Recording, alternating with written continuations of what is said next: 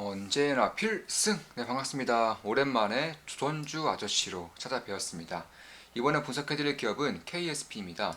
KSP는 아시는 분들은 대부분 알 거라고 보고 있어요. 왜냐하면 조선주에 있어서, 특히 조선 엔진에 있어서는 없어서는 안 되는 그런 기술력을 가지고 있는 핵심적인 기업 중에 하나이기 때문입니다.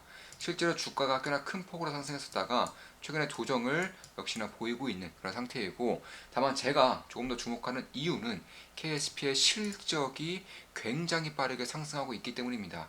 저 같은 경우도 비중을 좀 크게 실어서 투자를 진행했었고요. 현재는 수익 실현하는 상태에서 지켜보고 있지만, 사실 이제는 조금씩 주목을 해야지 않나 이렇게 보고 있습니다. 3분기 실적 발표가 되었습니다. 대략 2분기죠. 2분기 실적 발표가 되었습니다. 2분기 실적이 매출이 196억이고요. 그리고 영업이익이 26억, 당기순이익이 4억으로 사실 영업이익률도 거의 두 자릿수까지 올라왔고요.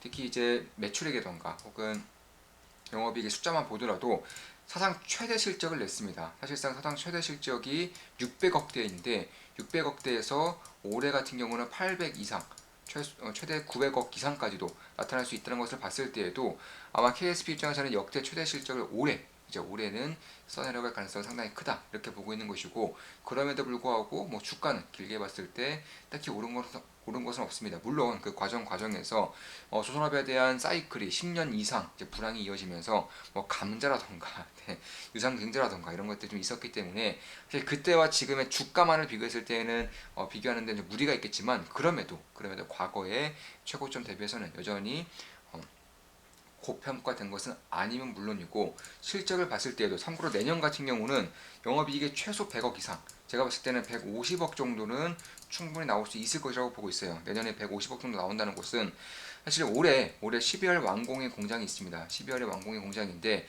선박 엔진 밸브를 만드는 공장이에요.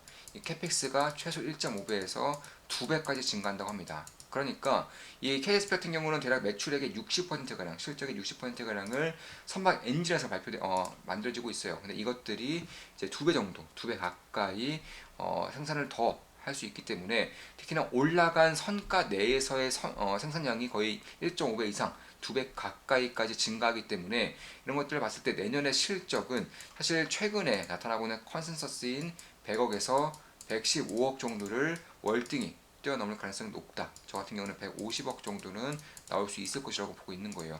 뭐 환율이라던가 혹은 수주 잔고 혹은 실적, 선가, 조선의 업황, 사이클 모든 것들이 다 받쳐주고 있으면서도 사실 기존의 이런 조선 엔진사들 혹은 기존의 조선 기자재들의 기자재 기업들을 봤을 때 좀 불안감 중에 하나가, 그래 지금은 잘 나가겠지, 지금은 잘 나갈 거야. 근데 나중에는 결국에는 LNG 주지선, 메탄올 주지선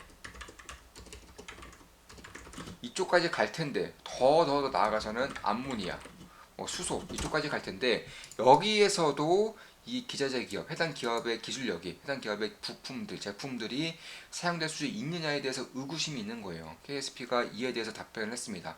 사용할 수 있다고 합니다. 네. 심지어 메탄올 주인선, 엔준선은 이미 만들어지고 있는 것이고, 실제로 KSP의 제품들이 그대로 들어가고 있고요. 암모니아까지도 KSP의 제품이 들어간다고 보고 있고, 수소는 아직 시작도 안 되기 때문에 알 수가 없는 부분이지만, 암모니아에 들어가면 수소 보통은 들어가요. 그래서 이런 것들을 봤을 때 이 LNG, 암모니아, 수소랑 통하는 것들이 굉장히 많기 때문에 그런 거예요. 따라서 이 워런 버핏도 물론 LNG 관련해서 투자를 진행할 때 수소까지 보면서 진행한다고 제가 분석해드리고 있고, 이와 더불어서 LNG 추진선에 들어간다는 것은 암모니아, 수소까지 들어간다는 것이고, 이미 메탄올 추진선 그리고 암모니아 추진선까지는 실질적으로 제품이 들어갈 수 있다고 밝히고 있는 만큼 분명히 주목할 만한 부분은 있다. 개인적으로는 그렇게 보고 있는 것입니다. 사실 실적뿐만이 아니죠. 최근에 이제 선박용 엔진 밸브 시장 쪽에서 당연히 마켓쉐어 1위를 차지하고 있습니다. 글로벌 1위입니다. 대한민국 1위뿐만 아니라 중국, 일본에서도 1위를 차지하고 있다는 것은, 그러니까 글로벌 1위를 차지하고 있다는 것은 수출 국가가, 이제 판매 국가가 한국뿐만 아니라 해외에서도 이제 유럽, 바르젤라사라던가 혹은 맨사에, 그러니까 설계 기업들에도 납품을 진행하고 있고요. 추가로 중국, 일본 쪽에도 납품이 진행되고 있습니다. 전 세계 1위 기업인 만큼 충분한 경쟁력이 있기 때문에 그런 것인데, 사실 작년까지만 하더라도 수출액이 100억이 안 됐어요. 수출액이 100억이 안 됐었는데, 이게 올해 기준으로, 작년 기준으로 200억을 돌파했습니다. 그러니까 이런 것들을 봤을 때 굉장히 빠르게 올라오고 있다는 거예요. 그 말은 즉슨 한국뿐만 아니라 뭐 중국, 일본 같은 경우도 조선 업황에 대한 턴어라운드가 발생이 되고 있다. 이렇게 보면 될 것 같고, 올해 200억 이상의 해외에서 나온다는 것은 절대 작은 비중이 아니에요. 이게 만약에 가면 갈수록 이제 올라갈 수 있는 환경이 만들어진다면, 한마디로 말해서 특히나 중국 조선사들의 약진이 좀 더 두드러진다면, 이제 한국 조선사들 입장에서는 악재로 작용될 수밖에 없겠지만, 그 외의 기사제 기업들, 특히 중국에서도 이제 뛰어난 경쟁력을 보유하고 있는 기업들은 오히려 수혜로 작용된 가능성도 상당히 높습니다. 왜냐하면 한국에서만 판매가 될 경우에는 이게 굉장히 사이클이 길어요. 사이클이 길다는 것은 매출 인식까지가 상당히 길다는 겁니다. 근데 한국, 중국, 일본 이런 국가들 같은 경우도, 이런 국가들에도 이제 뛰어난 경쟁력을 보이면서 이런 국가들이 약진을 보인다는 것은 한국뿐만 아니라 일본, 중국에서도 동시다발적으로 매출이 발생되는 것이기 때문에, 이런 것들을 봤을 때 빠르면 내년, 적어도 내후년부터는 실적에 대한 어마어마한 턴어라운드, 어마어마한 성장성이 보여질 수 있다. 이렇게 보고 있는 것입니다. 따라서 올해 같은 경우는 사상 최대 실적을 이제 날 가능성이 상당히 높고요. 특히 이제 1공장뿐만 아니라 3공장 같은 경우도 증설이 진행되고 있는 것이고, 올해 12월에는 증설이 완료될 것으로 보고 있기 때문에, 그런 것들을 봤을 때 형단조품이라던가 방산 부품 혹은 중공업에 대한 부품뿐만 아니라 선박 엔진 같은 경우도 모든 부분이 다 좋아지고 있는 부분이 있다. 이렇게 보고 있는 것입니다. 사실 형단조 사업 같은 경우도 뭐 자동차 20% 이상 차지하고 있는 이제 비중 차지하고 있죠. 그래서 꽤나 좀 주목할 부분이 있다고 한다면, 자동차, 조선, 건설 장비 혹은 플랜트, 조금 더 나아가서 원자력, 풍력, 우주항공 등 사실상 이쪽에 대해서는 거의 중공업 관련된 이런 부품 쪽에서는 형단조품이 안 들어갈 수가 없어요. 특히 그 중에서도 산미금속 같은 경우는 대한민국에서 1위의 그 형단조품을 만드는 기업이고, 가장 큰 50톤까지의 규모까지 50톤 규모의 형단조품을 만들 수 있는 그런 기업인데, 이게 금강공업, 그리고 금강공업의 대주주예요. 참고로 지금 보시면 금강공업이 대주주로 있는 것이고, 이 금강공업이 산미금속에 이런 지분율을 가지고 있으면서, 이제 KSP 같은 경우도 처음에는 이제 산미금속의 지분을 가지려고 했죠. 인수를 하려고 했고 실제로 인수를 진행했습니다. 따라서 금강공업, KSP 그리고 산미금속으로 이어지는 이런 기술적인 혜자가 발생할 수밖에 없다. 왜냐하면 KSP 같은 경우도 형단조 사업을 하고 있기 때문에 그런 거예요. 뭐 대부분은 뭐 현대중공업이라던가 방산 쪽으로 나간다던가 한화 혹은 두산에너빌리티, 캐터필러, 현대차 이쪽으로 나아가고 있기 때문에, 그런 것들을 봤을 때 시너지 효과가 분명히 있겠다. 따라서 제가 조선 엔진, 선박 부품 위주로 말씀드렸지만, 그 외에도 형단조품 같은 경우도 상당히 좋아지고 있는 것은 물론이고, 실제로 KSP에서도 밝혔어요. 방산 쪽이 압도적으로 좋아지고 있다.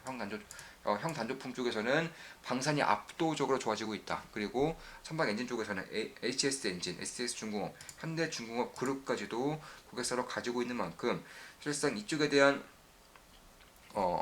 협력사라고 해서, 그러니까 부품업체라고 해서 딱히 의리라고 볼 수도 없는 거예요. 실제로 KSP 측으로부터 들은 얘기는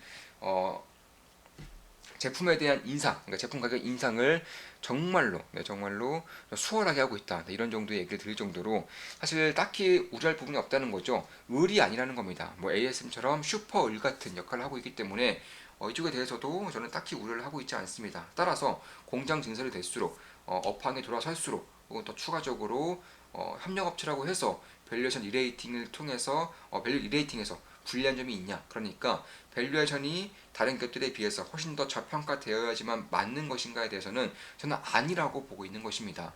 따라서 실적이면 실적, 수주잔고면 수주잔고 뿐만 아니라 밸류에이션적인 측면에서도 KSP가 가져갈 수 있는 그런 모멘텀이 굉장히 크기 때문에, 이런 것들을 주목할 부분이 있겠다. 물론 저 같은 경우도 수익 실현을 이미 했고요. 다시금 지켜보고 있는 상황이고, 절대 매수매도 추천 리딩 아닌 거 다들 계시죠? 참고하시면 되겠습니다.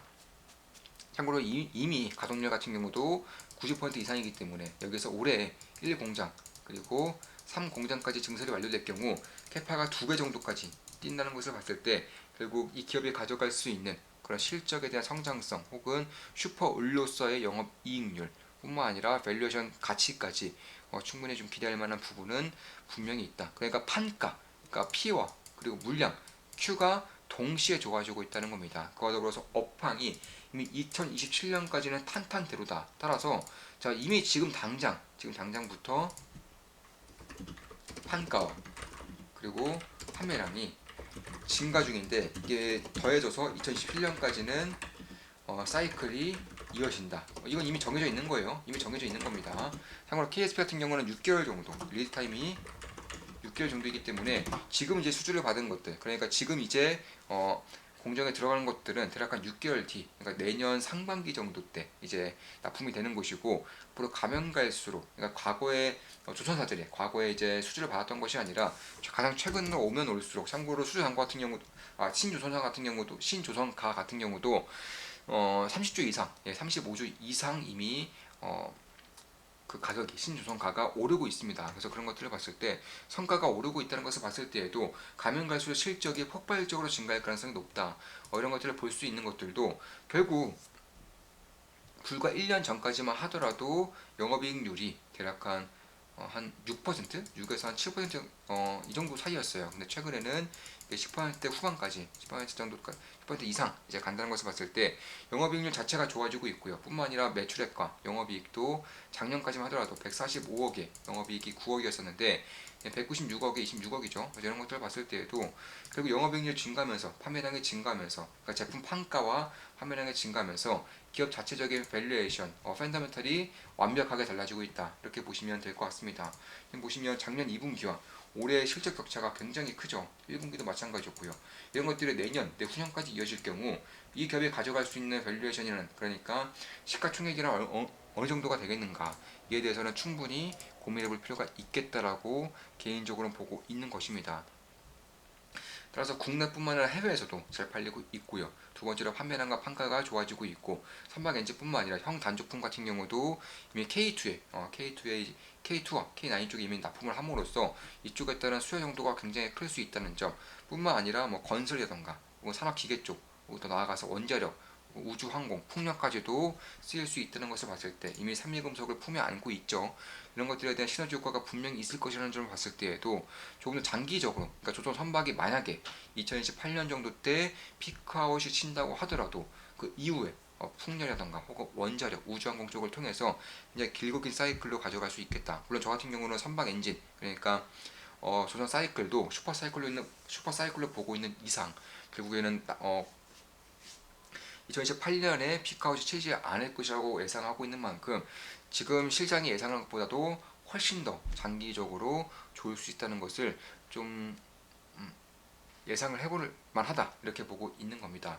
따라서 2022년 정도 때 약간 100억이었던 해외 수출 매중 비중도 200억 이상으로 거의 100%가 뛰기 때문에 내년에도 이제 비슷한 속도로 증가한다면 이 기업이 가져갈 수 있는 실적의 폭이 굉장히 커질 수 있다는 점을 염두에 둘 필요가 있다, 이렇게 말씀드리면서 방송을 마무리 짓겠습니다. 자, 이것으로 KSP에 대한 분석이었고요. 앞으로도 좋은 분석, 좋은 기업 분석으로 찾아뵙겠습니다. 필승 구독, 알림 설정, 좋아요는 돈이 됩니다.